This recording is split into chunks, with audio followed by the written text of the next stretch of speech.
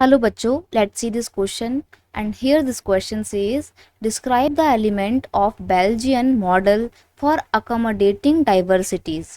Question आपसे बोल रहा है कि बेल्जियम के उस मॉडल को डिस्कस कीजिए जिसके तहत बेल्जियम की डाइवर्सिटी को अकोमोडेट किया गया था, यानी कि एक साथ जोड़कर उसको रखा गया था। किसको? बेल्जियम की डाइवर्सिटी को।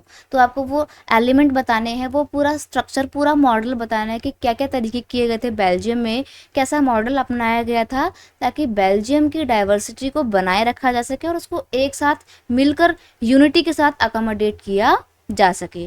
तो यहाँ पे हम बात करेंगे बेल्जियम मॉडल की। क्वेश्चन का की कॉन्सेप्ट है Belgian model for accommodation diversity. Diversity को अकोमोडेट करने वाला बेल्जियम का मॉडल। देखिए, सबसे पहली बात, बेल्जियम की गवर्नमेंट ने ना बहुत समझदारी दिखाई थी।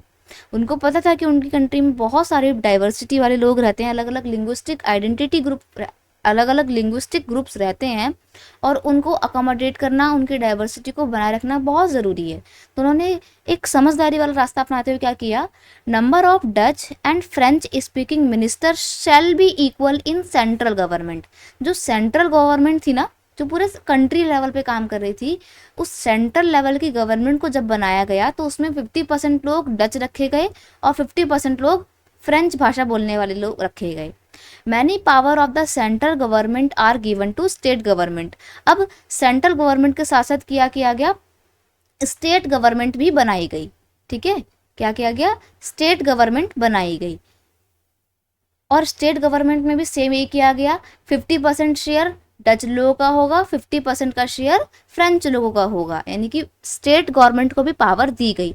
अब स्टेट गवर्नमेंट अपनी पावर्स के लिए सेंट्रल गवर्नमेंट के ऊपर डिपेंडेंट नहीं थी। ब्रुसेल्स कैपिटल सिटी, ब्रुसेल्स जो कि बेल्जियम की राजधानी थी, which has a separate government, has both the community such as equal representation.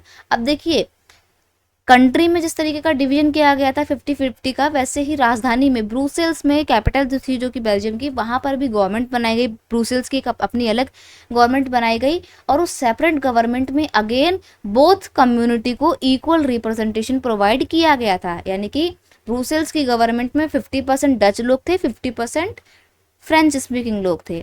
Community government बनाई गई। Community government is also elected by the people belong to one language community which deal with the cultural issue। अब community government कैसी थी? जो specific community के लिए बनाई जाती थी। जैसे कि डच कम्युनिटी के लिए, डच भाषा बोलने वाली जो कम्युनिटी थी, उसके लिए एक अलग कम्युनिटी गवर्नमेंट बना दी जिसका इलेक्शन डच भाषा बोलने वाले लोग ही करते थे।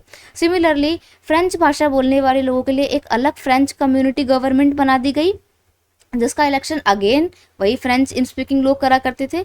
तो जो कम्युनिटी गवर्नमेंट बनाई गई थी उसका इलेक्शन सेम कम्युनिटी के लोग ही करते थे, फिर चाहे वो कहीं पर भी रहते हों। और ये कम्युनिटी गवर्नमेंट जो बनाई गई थी उसका काम क्या था?